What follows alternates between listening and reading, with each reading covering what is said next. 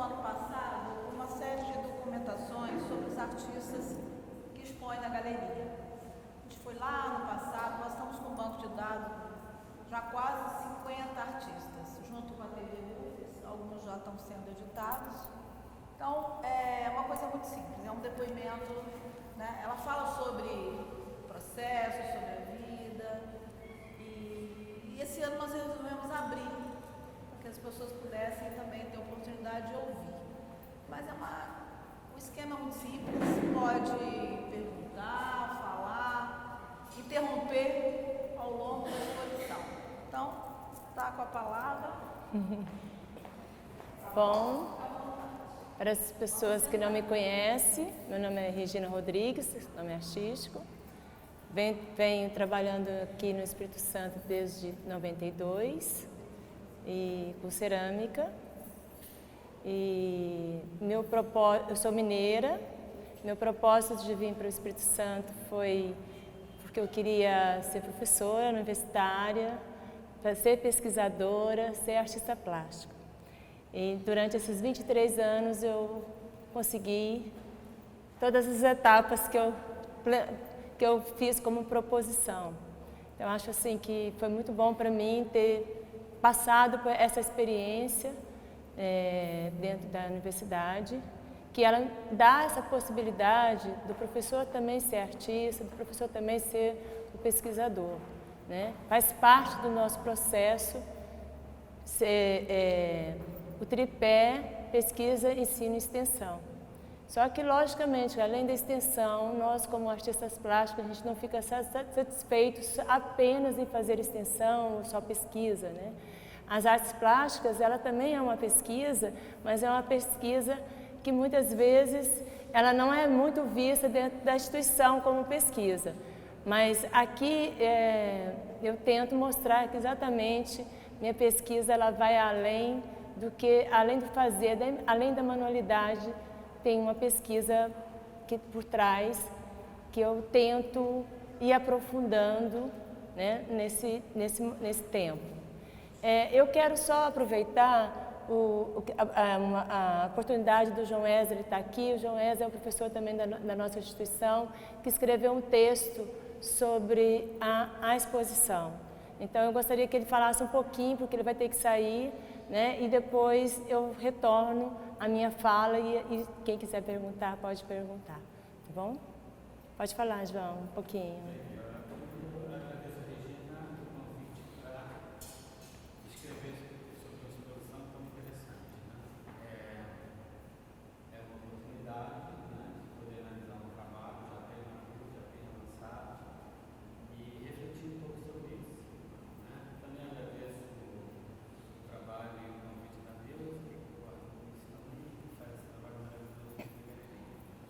Sobre o texto que eu fiz para a Regina, é um texto que não historifica, não tem uma referência histórica, né? Eu não sigo nenhum artista para comparar a Regina, não parto de nenhum conceito determinado, mas eu faço assim uma espécie de viagem, né? Uma passagem do olhar sobre o todo. E eu acho isso interessante, quer dizer, para retirar do texto todo aspecto de toda tentativa de historificação, né?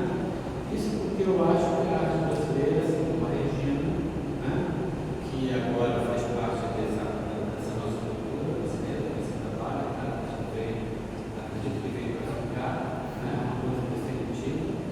Eu acho que a gente não precisa mais de referência para escrever sobre o que fazemos. Eu acho que o que se produz no Espírito Santo pode ser pensado a partir de bases teóricas resolvidas aqui mesmo. Então,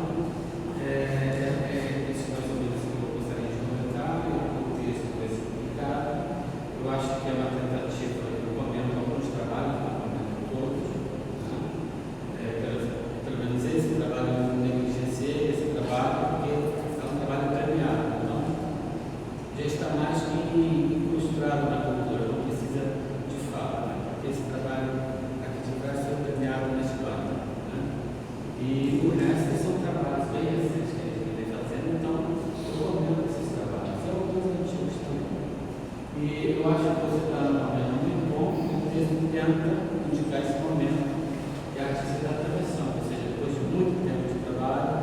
muito tempo de investigação, muito tempo de contato e troca, né? O artista chega nesse ponto onde você não precisa mais de referência para falar dele mesmo. Acho que o próprio trabalho já indica muito que é possível ser conhecido por dentro. Obrigada. Tá? E eu vou sair rapidamente, não mais tá bom? De qualquer maneira, tá de parabéns. Eu acho que você, assim, pode sair vitória com o seu nome na casa. Tá? Obrigada, Joel, não só pela presença, mas pelo belo texto que escreveu a Regina. A gente vai publicar um catálogo. Só retomando a última carta, que reparo, agradecer realmente a Regina. É uma exposição que nos deu não só alegria, mas muito orgulho de receber essa coleção toda sua. Foi uma construção, né, Regina, de olhar também todo esse percurso e também confere com o João Wesley. Eu acho que na arte brasileira seu nome está gravado. E muito obrigada por nos permitir, né, nesse momento que você está mudando de estado, né, mostrar essa produção inteira. E, na verdade, a gente só faz um link depois, onde você estiver, a gente continua aqui. Tá? Muito obrigada. E também agradecer a presença das suas pupilas, entre aspas, né? Mas também que é um privilégio, né? Das meninas lindas que mostraram, estão aqui também mostrando o trabalho, que a partir da experiência que você também estão aí com um trabalho também muito legal. Muito obrigada. Então, aproveitando os agradecimentos, eu quero agradecer a Neuza porque quando eu cheguei de Portugal, eu a procurei pensando em fazer a exposição aqui, né? Porque era um trabalho de pesquisa e eu acho que eu sempre penso que o fato de estar fazendo um trabalho de pesquisa, a gente tem que apresentar na instância onde a gente está atuando como professor e como pesquisador. Então, por isso, me interessava muito fazer nesse espaço. E não estava ainda definido que eu ia embora para Minas, né? Eu estava voltando para Minas. E, por incrível que pareça, as coisas foram se organizando de uma forma que surgiu a oportunidade de eu voltar para a minha cidade e eu tive que repensar esse espaço de exposição, porque, na verdade, eu estava focada no resultado do trabalho que eu fiz em Portugal no ano passado. Aí eu achei que eu tinha que mostrar um pouco mais da minha experiência dentro do Espírito Santo. Então, tem trabalhos aqui, desde quando eu cheguei, né, até o trabalho que eu desenvolvi mais recentemente, que é onde eu foquei mais, né? Então, esse trabalho com vidro cerâmica, trabalho de cobre com cerâmica, são trabalhos mais recentes, né? Da década de 90 para cá, eu vinha trabalhando com cobre e depois eu escolhi o vidro. Então, o cobre, na verdade, a ideia do cobre ele veio para pensar como eu poderia usar o pigmento sem usar essa ideia do cobre, que é um pigmento para cerâmica, mas ele não ser um pigmento, ser um material para trabalhar. Então, é onde eu crio as formas em cobre para dialogar com a cerâmica. A mesma coisa o vidro, né? O vidro começou no projeto da Secult em 2008, quando eu me inscrevi para o projeto Atelier, fui contemplada, desenvolvi esse trabalho de 2009 até 2010, quando eu expus. Não fiquei satisfeita com o resultado. Aí eu quis retomar de novo essa experiência em Portugal, onde tinha um centro de pesquisa cerâmica e vidro, chamado Vicarte, e desse espaço, desse lugar, surgiu algumas peças que estão aqui. Na verdade, tem uma mistura entre os trabalhos que eu fiz aqui no Brasil com os trabalhos que eu fiz em Portugal. O vidro ele comparece também da mesma forma que o cobre. Eu uso vidro não mais para cobrir a superfície da cerâmica, mas para ele ser também um objeto que dialoga com a cerâmica. Então ele vira também uma forma, né? essa experiência de trabalhar com os elementos, que também faz parte da cerâmica, mas que ele dá uma outro viés, né, que agora já é mais como objeto, é onde eu quero continuar caminhando, né? Não sei para onde eu vou, eu só sei como eu estou indo, né? Então não tem muita clareza, mas assim, eu vejo que cada lugar que eu passo, o próprio lugar também me alimenta de informações. Então, assim, nesse momento, eu apresento toda essa vivência que eu tive aqui, né, no Espírito Santo. Em Minas, talvez eu vou ter outras referências, outras possibilidades. Durante esse tempo que eu tive aqui no Espírito Santo, muito me interessou pelos pigmentos naturais daqui, o que diferenciava dos pigmentos de Minas. São pigmentos com mais cores, né? Que em Minas são mais terrosos, mais avermelhados, mais rosas. Aqui a gente tem o lilás, o branco. Então, durante esse tempo também fiz uma pesquisa muito grande de pigmentos naturais do Espírito Santo.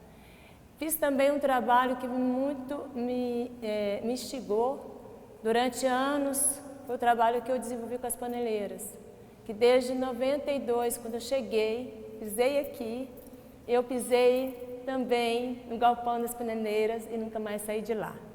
Então, todo semestre eu levava meus alunos para conhecer o trabalho delas. Às vezes era espantoso quando eu perguntava, vocês já vieram aqui conhecer as paneleiras? Muita gente que é do Espírito Santo não conhece o trabalho delas. Então, assim, para mim, vivenciar o processo delas e olhar como foi sofrendo pequenas alterações desse percurso, muito me interessou, onde desenvolvi uma pesquisa em 2010 para 2012, 2011, 2013, as datas me fogem um pouco. Eu fiz o trabalho da postura corporal das paneleiras, que foi alterado durante esses 23 anos que eu vivenciei no galpão, né? Que antes era uma postura totalmente de chão, onde elas sentavam, né? Mesmo para pintar, para queimar, e hoje elas totalmente em pé, né? Então essa postura é totalmente alterada. Eu falo que elas antigamente elas pariam, né? E hoje elas fazem uma cesariana, porque as peças não é mais no colo como antigamente, né? Mudou realmente a maneira de atuar nesse percurso do fazer cerâmico delas, né? Então eu acho assim que o que eu pude visualizar aqui nesse estado, o que eu pude participar, o que eu pude vivenciar, aprender, né? Porque para mim, mesmo eu tendo toda uma experiência de cerâmica há mais de 30 anos, eu ainda continuo aprendendo quando eu estou ensinando. Então esse ir e vir me interessa muito.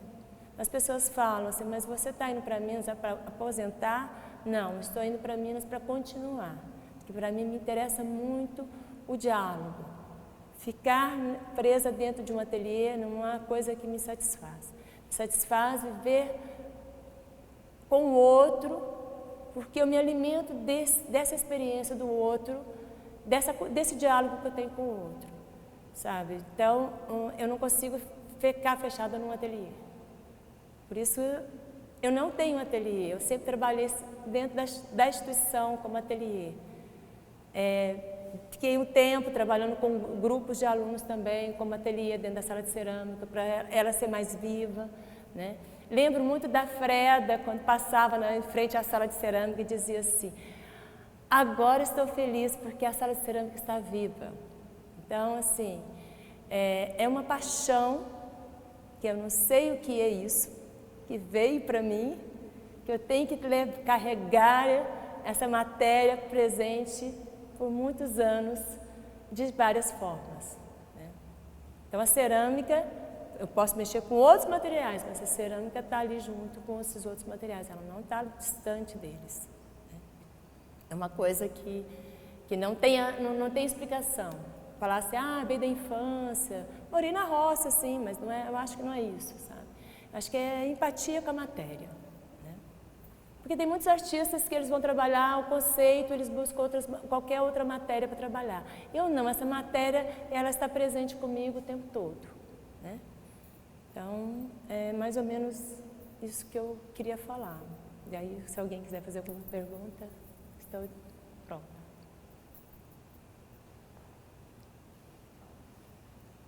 Gina, você falou sobre a postura das famílias de colo e depois em pé.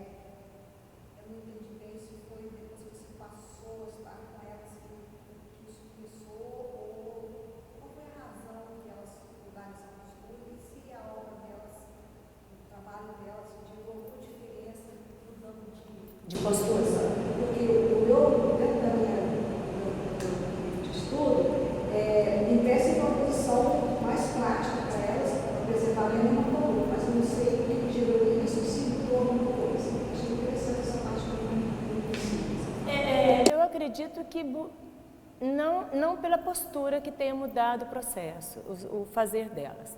O fazer delas mudou sim, porque antes elas faziam uma a uma e hoje elas fazem quase que seriados, faz várias ao mesmo tempo.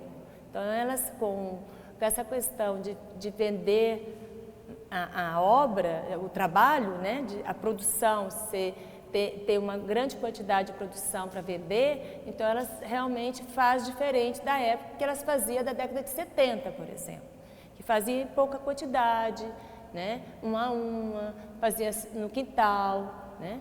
Então, ao sair do quintal e ir para o galpão, o galpão era um espaço pequeno, né, e elas saíram dos quintais porque a família foi crescendo e as construções também foram ocupando os quintais. Então, elas saíram dali por uma necessidade física e também para dar visibilidade ao próprio trabalho delas, que antes no quintal ficava mais difícil. Então, elas vão para o galpão. Ir no galpão, elas tiveram que dividir espaço com outras. Então, e como vender esse trabalho também? Então, elas tinham que mudar um pouco a postura, não podia ficar sentada no chão fazendo as peças. Elas tinham que ficar em pé, porque elas tinham que, ao mesmo tempo que elas estavam fazendo, elas estavam vendendo. Então, assim, muda a postura inicialmente assim, mas algumas partes do processo continuam sentada no chão, como uma queima, por exemplo. A queima era sentada no chão. Aí, em 2010 para 2011, eu cheguei lá, elas estavam em cima estavam usando os carretéis. Então, elas começaram a ficar em pé, totalmente em pé. O que tinha que era sentado passou a ser em pé também. Então, todo o processo delas, de uma ou outra, quando é polimento, que é alguém ajudando o outro, é sentado no chão, mas o resto todo é em pé. Antigamente era todo sentado, como os índios, né? E hoje é quase todo em pé, o processo dessa. Não vejo, assim, mudança, a forma vai sendo alterada também, porque começa a aparecer figuras como peixe, caranguejo, há algumas alterações que vai surgindo aos poucos, né? Não é assim de uma vez. E pelas vezes as pessoas chegam com uma amostra, olha, eu queria fazer isso aqui, e disso elas começam a enxergar outras possibilidades, né? Então, o trabalho delas continua sendo manual, como é proposto por elas, né? A queima, a tinta, a argila, tudo é o mesmo material, né? Isso não mudou. O que muda mesmo é mais a maneira delas atuarem, né, enquanto corpo. A única coisa que eu vi de mudança durante esses 23 anos que eu vivi com elas. Voltando às famílias, essa lei aí pegou um pouco da essência das famílias, não? Eu já trabalhei com peças partindo da obra delas, porque quando eu fui fazendo a pesquisa, eu fui vendo algumas formas muito interessantes que estavam lá para secar, para modelar, elas tinham modelado. Então eu comecei a ver que eu podia usar esse material também como parte do meu trabalho. Então tem algumas obras, não estão aqui, mas eu já fiz alguns trabalhos usando fio de cobre a partir de objetos formais, como porque eles fazem muito porquinho, muito não sei o quê, aquelas formas me chamam muita atenção, não o porquinho em si, mas a forma para chegar ao porquinho. olha só, olha que forma linda, né? Aí eu pedi elas para fazer, queimar como elas queimavam, e depois eu trabalhava com cobre, fio de cobre. Então eu também já usufruí do processo delas. Assim, eu não vejo problema nenhum, sabe? Eu acho que o artista ele tem que estar aberto a todas as possibilidades que os materiais te fornecem, né? Na exposição nós temos trabalho seu de vários momentos, né? Começar, na verdade, o percurso é o contrário. Queria que você falasse um pouco sobre os trabalhos, começando lá nos mosquitos, como as pessoas chegam ali, isso aqui são os mosquitos? Enfim, se fizesse uma... Eu fiz uma seleção, é lógico que não estão todos os trabalhos, não dariam, não tem espaço para isso. Eu acho também que o branco da galeria me dá um prazer muito grande. Então, se eu fosse colocar todos os trabalhos que eu fiz, a galeria ficava muito inchada, assim, muito cheia de informação. Eu gosto dessa limpeza que também que a galeria nos dá, né? E a possibilidade de a pessoa circular, respirar juntamente com o trabalho. Então, eu fiz algumas seleções e eu foquei muito na questão do preto, do branco e do cobre, né? Essas três cores. Então, o inseto, por exemplo, é um trabalho que eu iniciei quando eu vim fazer o concurso aqui no Espírito Santo. Nunca tinha visto tanto inseto na minha vida.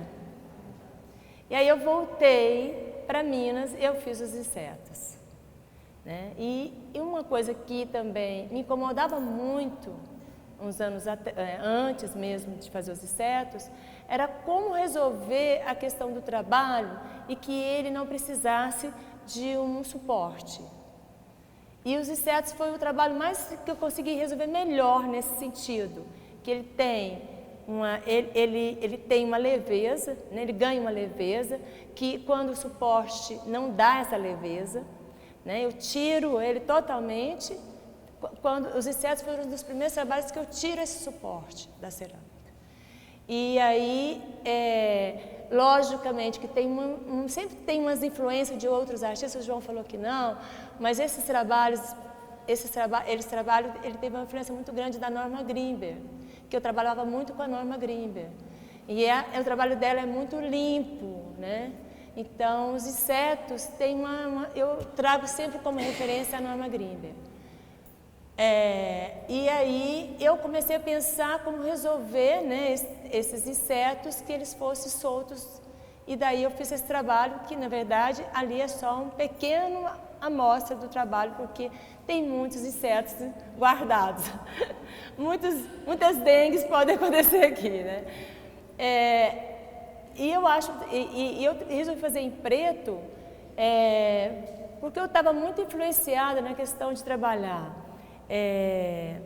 o pigmento e usar outro material, que é o polimento e graxa de sapato, uma experiência que eu estava fazendo. Então, esse trabalho, ele não é esmalte, ele não é totalmente engobe, é o próprio corante que eu passo na massa, depois eu faço o polimento, depois eu venho trabalhando com graxa de sapato, né? Então, assim, eu não tenho preconceito a outros materiais que possam ser aliados à cerâmica nesse sentido, né, de acabamento e tudo mais.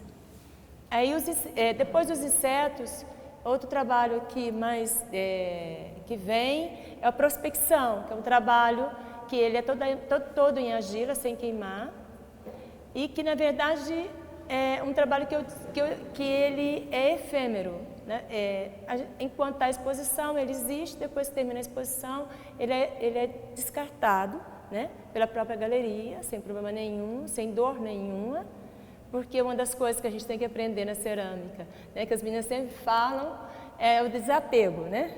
Então, assim, eu faço o trabalho, esse trabalho já foi montado e não foi fotografado, então eu não tenho alguns trabalhos desses, não tem fotos, né?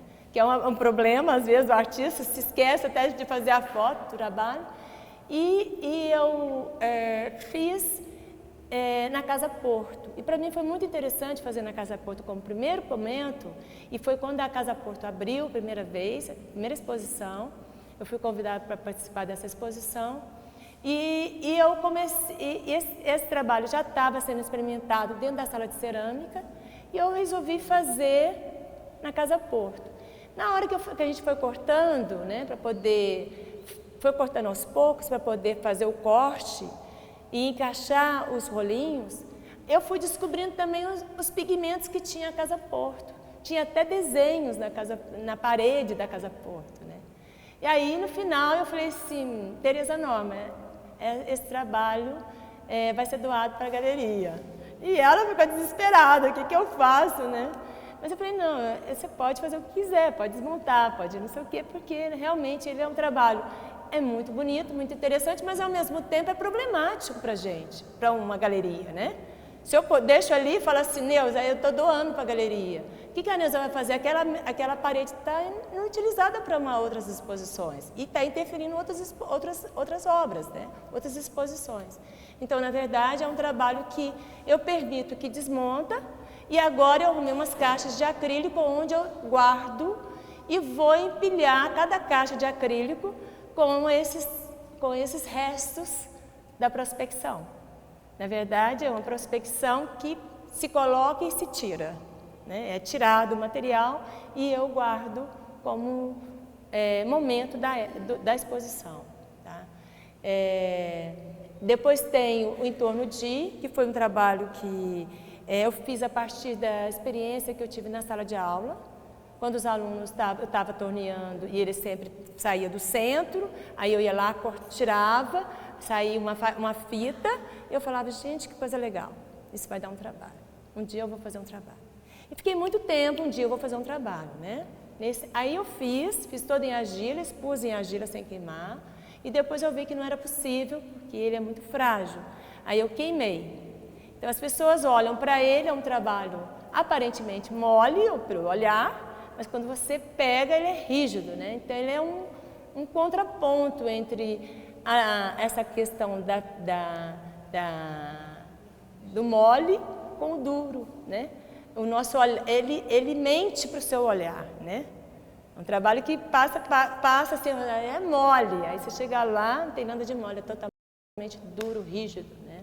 E ele foi feito em porcelana. Na verdade, ele tem várias etapas. Eu fiz em branco porque eu queria dialogar com esse trabalho aqui do chão. Por isso eu fiz todo em branco. Mas eu já fiz ele em cores. Então, do branco ao preto, passando pelo ocre, o marrom, né? Fazendo queimas baixas e altas, porque aí eu consigo variações de tonalidades. Então, é um trabalho que o contato é um trabalho que... contato não, em torno de... É um trabalho que eu acho que é instigante, né? Dá vontade de colocar a mão. O contato é uma experiência que eu tive em 95, até 95, com Celeida Toches. Foi muito forte trabalhar com a obra dela, né? Fazendo análise. E aí, depois dessa vivência que eu tive com ela, com o trabalho dela, que ela já tinha falecido em 95, antes de eu terminar o trabalho, eu resolvi fazer o contato, a experiência da Celeida, mas a partir do meu olhar. Então, o contato ele tem essa relação apenas do artista com a matéria. Porque o que diferencia do meu trabalho com o da Celeida é que a Celeida convida as pessoas a experimentar a ação da mão com a matéria. Esse primeiro movimento que você tem, quando você pega a argila, é apertar a mão e olhar o que você fez, né? Ela chama de gesto arcaico. Daí eu comecei a pensar como seria eu fazendo essa experiência, mas não no primeiro gesto, mas vários gestos, né? Então eu faço esse trabalho nesse movimento da mão, e ele tem na vertical, na horizontal, e eu só coloquei um fragmento ali como possibilidade de compreensão dessa relação que eu estabeleci com Celeida, né? Bom, os outros trabalhos, eu acho que eu já falei um pouco, né, essa questão do cobre, né, que é um trabalho que eu gosto muito. Eu trabalho muito a cor terra, né, com a cerâmica, que dialoga com a cor do cobre também. E tem vários trabalhos, tem um que eu chamo de 2 pontos, hoje eu chamo de... esse eu chamo de, às vezes eu falo que é a Penélope, outras vezes eu dou outro nome para ele, né? Eu vou criando, assim, títulos para os trabalhos, mas fica muito mais para mim do que para o espectador, porque eu gosto muito que o espectador tenha uma relação com o objeto e pense: o que será? O que é isso? Que nome eu daria a esse trabalho? Né? Por isso eu não pus nome em nenhum trabalho. Tá? Não sei se eu respondi.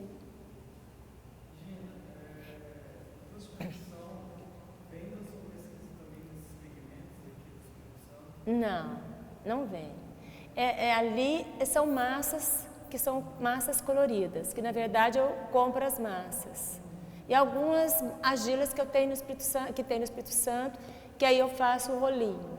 E esses rolinhos são todos manuais, eu faço um a um, corto, na hora de colar eu vou lixando e vou encaixando. É um trabalho de formiguinha esse trabalho.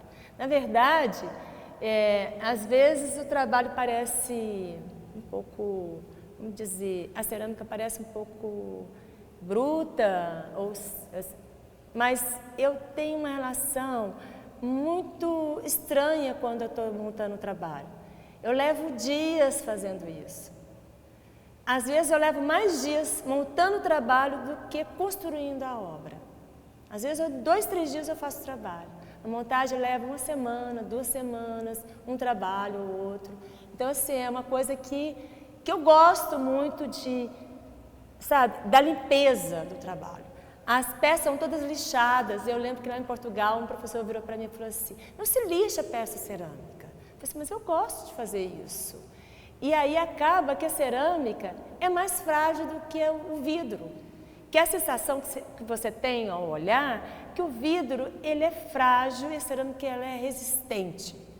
E se você olhar, a espessura do vidro, até alguns vidros são grossos, e a cerâmica ela é totalmente frágil. Pra vocês terem uma ideia, quando veio alguns desses trabalhos, eles foram quebrados no transporte, só as peças cerâmicas, os vidros nenhum quebraram.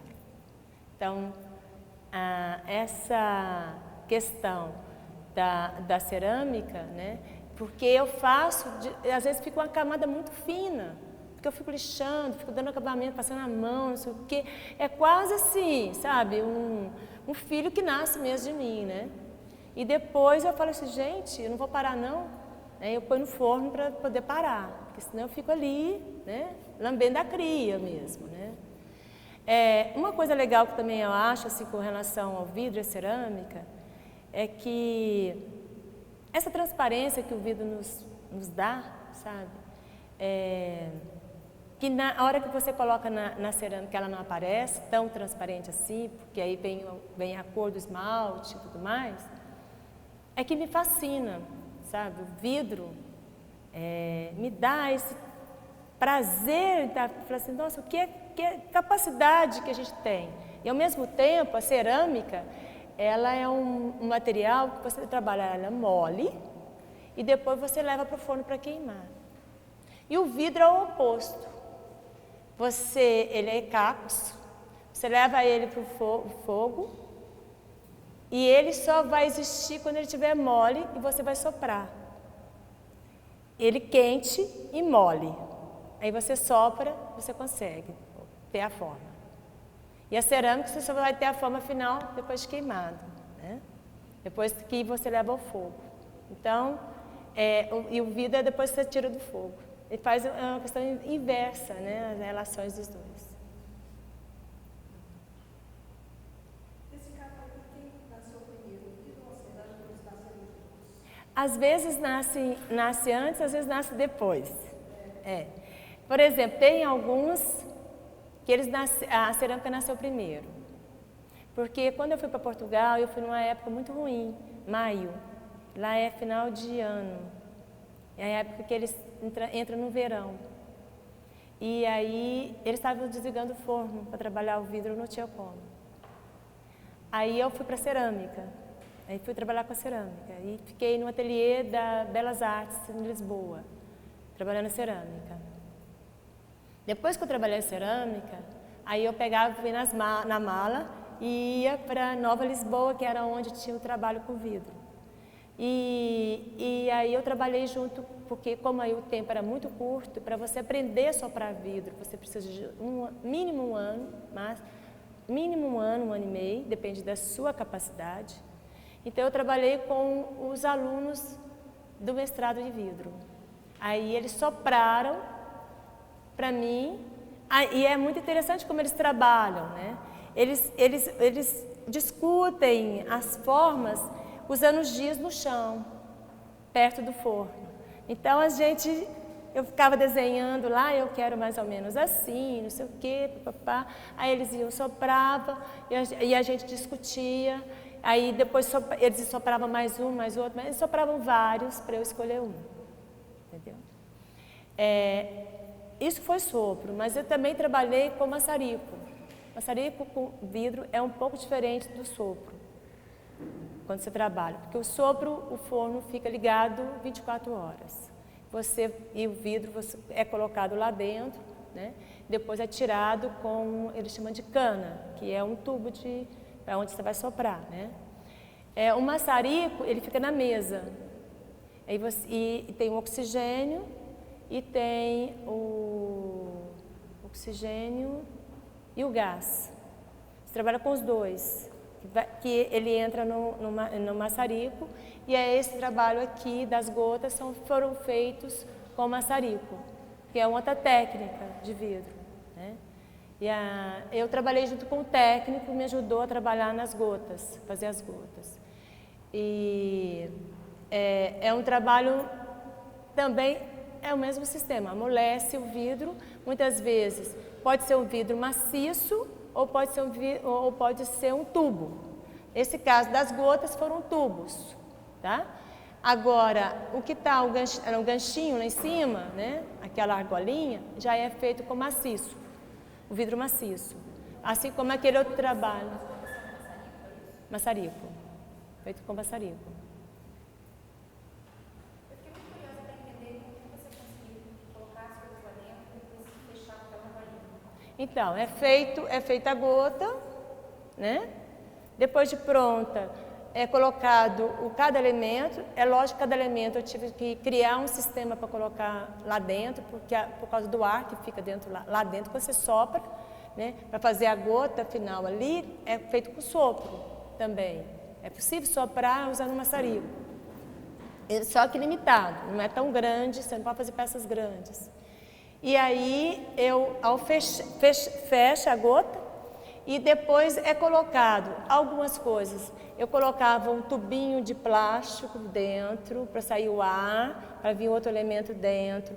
Outros eu batia, ia colocando e batendo para o ar sair. Quando é muito leve é mais difícil, porque o ar empurra o elemento, né? Então, cada um eu criei um critério de colocar. E não tem específico, apenas o ar que eu não coloquei nada, né? E depois é fechado com argolinha. Na verdade, quando você trabalha com maçarico, tudo que você vai fazer, emendar uma coisa na outra, é importante que você leva depois para a estufa para isso fixar, para não ter problema de fragilidade trincar ou mesmo soltar. Nesse caso, eu não podia levar para a estufa. Então, eles são muito frágeis por causa disso. A emenda entre a argolinha e o tubo, tá? É muito, muito frágil. Então, assim, para transportar, eu tive que criar embalagens, inventar embalagens, para poder fazer todo esse processo. Falar em embalagem, como você embalou esse tipo aí? Esse trabalho aqui? Esse trabalho ele é desmontável. Eu fiz ele para essa exposição. Quando eu mandei para a Espanha, eu mandei de um jeito muito mal embalado. Depois eu fui aprendendo a embalar, você entendeu as coisas. A gente aprende com os erros mesmo, né? E aí eu percebi que a embalagem não foi a melhor forma que eu fiz. Pus uma caixa de isopor, achei que estava super resistente, mas eu coloquei essas peças com espuma, mas flocos de espuma. E aí ele ficava batendo. Então, assim, quando eu transportei isso de Portugal para cá, eu transportei no avião em cima, né? Mas assim, dentro de um tubo, embalado, muito bem embalado com algodão, plástico bolha, porque eu ia conversando com as pessoas e elas iam me orientando. Ó, o vidro, você não pode usar plástico direto no vidro que ele gruda. Você não pode usar plástico bolha porque vai grudar. Você não pode usar isso porque vai fazer isso. Então, assim, eu ia para o supermercado e ficava olhando os materiais que tinha lá que poderia ser possível, né? Então, eu encontrei um algodão, aqueles algodões para hospitalares, que eles são compridos assim. Aí eu enrolei, depois usei, depois papelão, depois eu arrumei tubo. E fui colocando, e foi dando certo, né? Mas mesmo lá, eu arrumei mandei fazer uma caixa de madeira, a caixa de madeira ficou muito pesada, não dava para trazer para cá. Então, assim, tem tudo que a gente tem que ir descobrindo, quase que sozinha mesmo, né? O aprendizado se dá, até na embalagem a gente precisa saber como resolver. Né? Tá. Você falou do cobre, da utilização do cobre sem ser um pigmento, né? Que é uma das histórias da China. Mas você começa o crochê com outro tipo de fio. Queria que você falasse um pouquinho dessa relação da chegada do crochê no seu trabalho e como que foi a sua experiência com esses fios diferentes. Eu aprendi a fazer crochê com 10 anos de idade, para fazer roupinha de boneca, incrível que pareça. Né? E quando eu fiz faculdade, me interessou muito a tecelagem, porque eu tinha minha professora era a Shirley Paz Lemes, na época, e eu aprendi bastante com ela, não só aprendi dentro da sala de aula, como também ela estava para ir para os Estados Unidos, ela estava com um projetão muito grande, que era fazer um trabalho para um parque.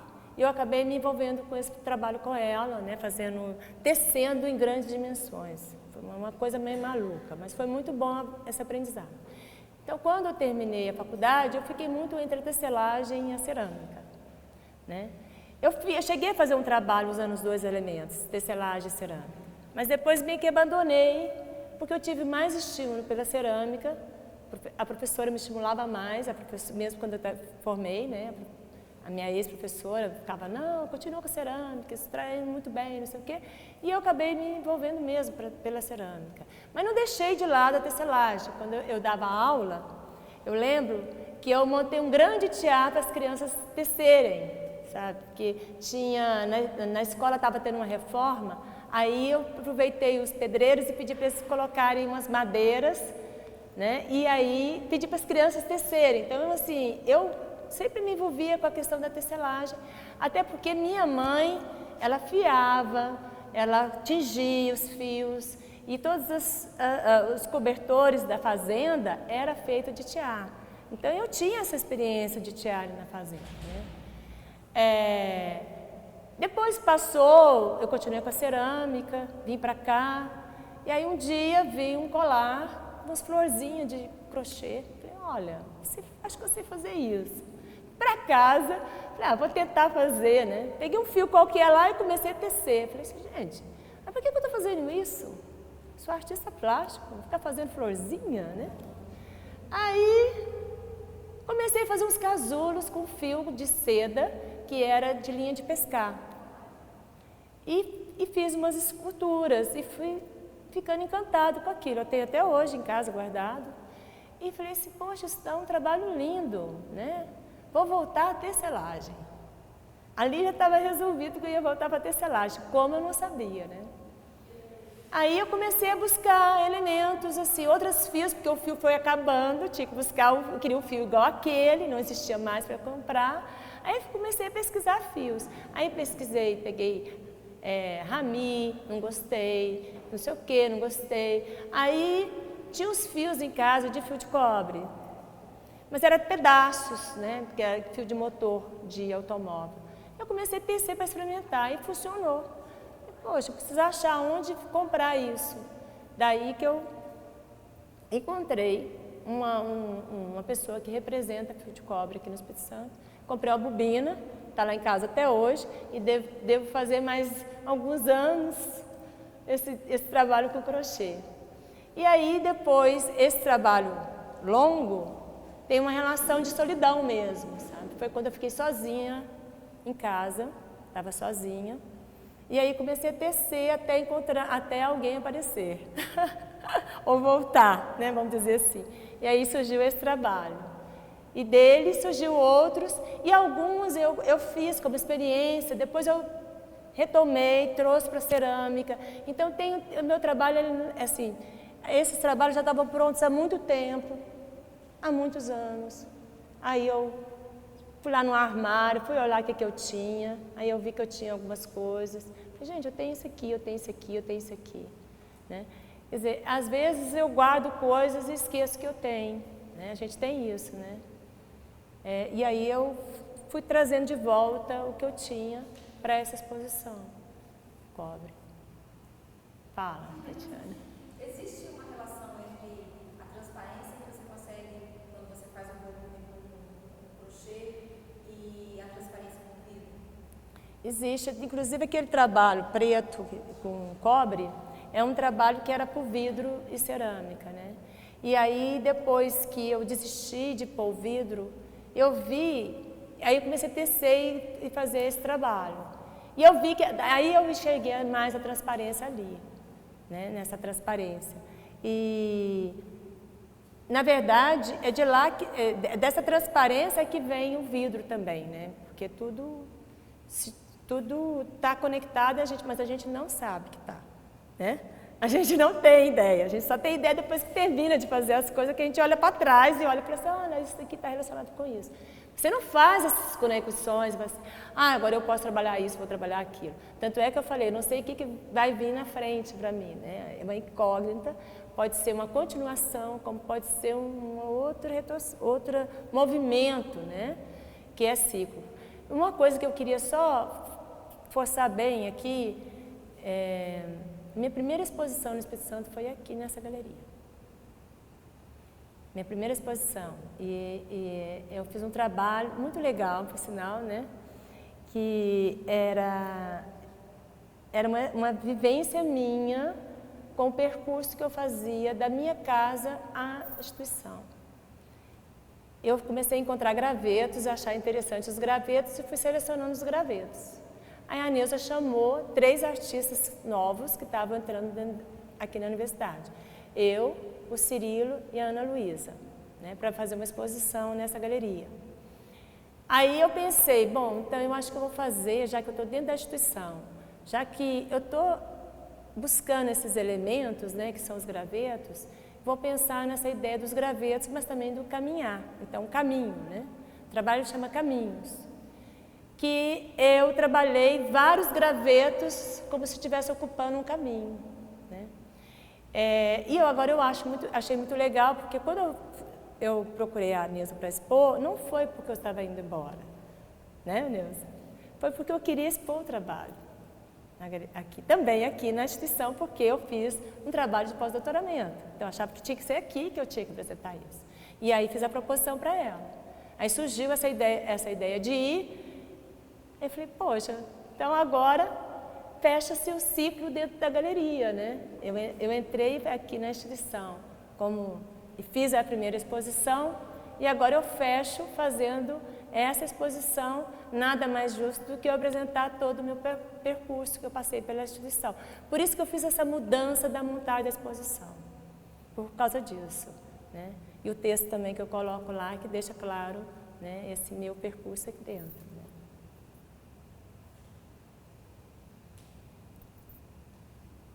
Silêncio, gente. Sal. Sal grosso. Isso é para ter uma limpeza bem profunda aqui das nossas vasos.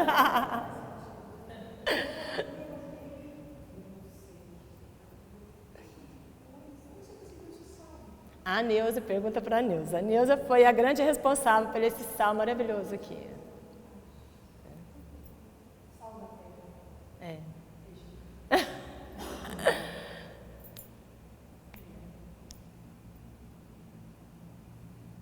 Mais perguntas, gente?